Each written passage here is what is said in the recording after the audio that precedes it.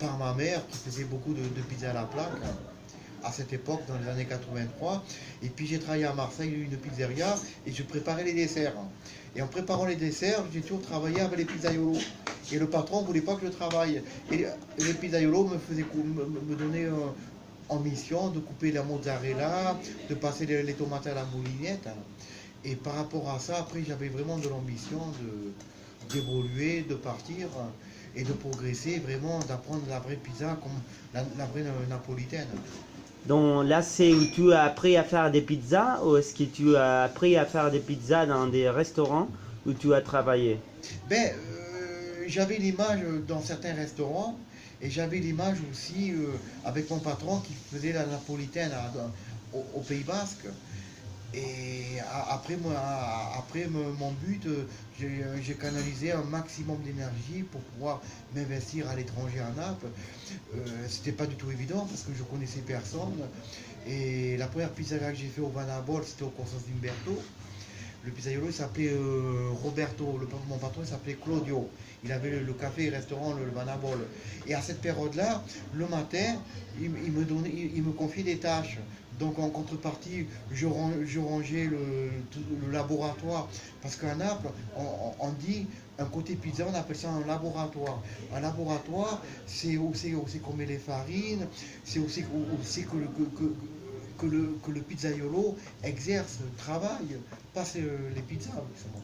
Donc aller à l'Italie, c'était les premiers pas Oui, pour oui, ta carrière oui. professionnelle. C'est-à-dire, il n'y a pas eu de carrière, mais il y a eu un cumul d'expérience, parce que j'avais essayé à Gênes et à Torino.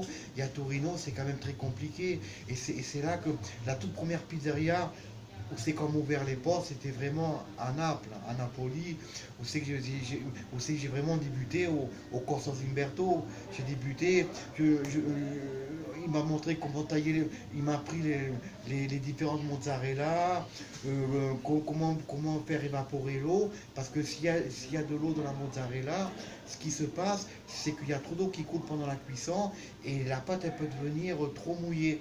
Et ça peut donner un petit goût d'amertume. Donc là j'ai bien appris à bien préparer les mozzarella, à bien les tailler en julienne, tout ça, bien les essorer. Et la vraie mozzarella, c'est la fleur di latte qui est vraiment avec du vrai lait de vache. Et où est-ce que tu as eu la mieux expérience? Où est-ce que tu as plus apprécié apprendre cette métier que tu as? Alors ce métier que vraiment j'ai appris, c'est à la pizzeria Donna Margarita, D'accord. avec Monsieur Gianni. À la pizzeria que le matin, je venais à 9 heures. Il m'a montré comment il me faisait faire la pâte. Et puis à côté, il me confiait à couper des tomates. Je mangeais avec le personnel, tout ça. Et à midi, j'allais à la pizzeria Siro Santa Bernardita, auquel je participais un peu au service. Donc il me montrait comment élaborer la pâte à pain, je mettais la farine dans le pétrin. C'est vraiment du plaisir que je pouvais faire en France. Mais certes, je suis au chômage et j'ai toujours cette envie justement de proposer à un employeur de faire la vraie pizza comme elle a fait à Naples, à peu près identique. Et heureusement que je suis tombé certes sur ces gens, sur ces personnes de bonne foi professionnelles qui m'ont compris justement. Donc on sait que tu as passé des temps aussi dans d'autres pays où tu as appris aussi des autres expériences. Oui, alors notamment à Gênes, mon patron lui-même qui était napolitain, mais à l'inverse, lui il faisait des pizzas siciliennes. Il faisait la roncini, la pizza à la semoule, et c'était à la pizzeria de l'Ostello. C'était à Genova, via Costantisi.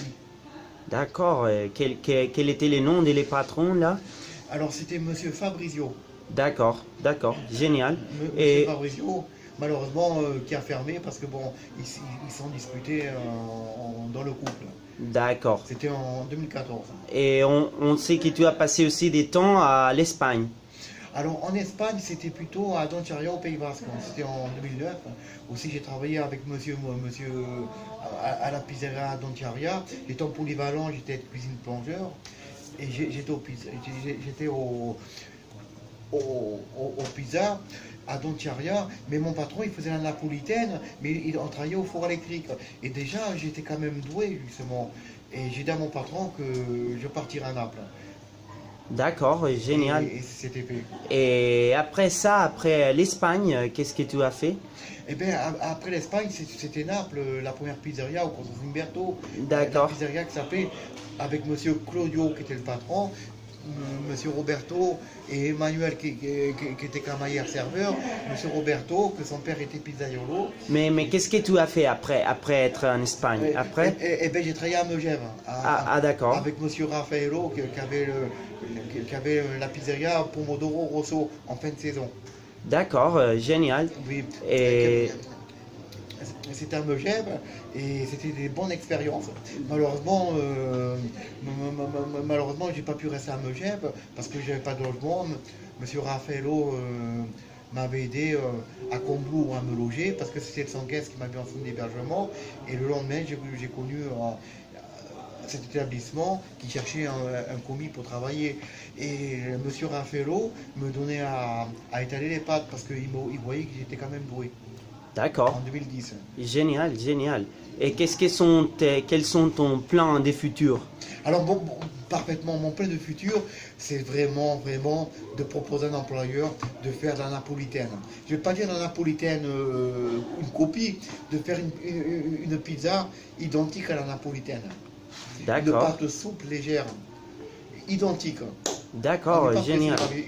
Identique. C'est pour ça que chez moi, à Clermont-Ferrand, Poyer, avec un mini-fourrière en Italie, je me suis fait la main. D'accord, Et en 2016, une expérience. 2016, d'accord. Dites-moi, peut-être en 2016 aussi qu'il y a eu des bons. Donc ça a été ton parcours et Ben, en 2016, c'était la seconde fois que j'allais à Naples et j'étais invité à la pizzeria avec monsieur Paolo Pagnani et monsieur Enrico Palombo. Enrico Palombo qui travaillait à la pizzeria d'Ablandis.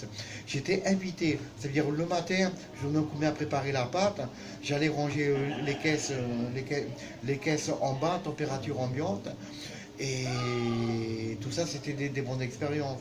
C'était des bonnes expériences. d'accord. Grâce à monsieur Paolo Pagnani, que je remercie beaucoup, justement. Monsieur Pagnani, qui est un professionnel de la pizza, mais je n'ai jamais travaillé en qualité de salarié. Ils m'ont toujours montré, j'ai participé à des tâches, ils m'ont aidé à Naples. Donc aussi tu as appris par toi-même aussi, non? La volonté. D'accord, d'accord. Donc tu es une personne très active que tu veux apprendre Oui, chaque jour. on apprend toujours, Ouais. on apprend toujours. Et l'intérêt de la pizza que j'ai entre moi et la pizza, c'est de proposer à un employeur de faire une pizza identique à la napolitaine. D'accord. Identique. Ça c'est les bouts, ça c'est l'objectif. L'objectif. D'accord. Donc merci beaucoup pour être ici et Ça marche. enchanté, ça a Peut-être été une génial. prochaine fois, je sais qu'on n'est pas très fortuné, on est au Auberge de Jeunesse, je vis au RSA, mais ces expériences dans le loisir m'a quand même amené Bonsoir. ce du bon loisir, une passion qui m'accompagne beaucoup à l'heure actuelle, et tout ça c'est positif. D'accord, donc merci beaucoup Maximilian et à toutes, on se voit par ici. Ouais.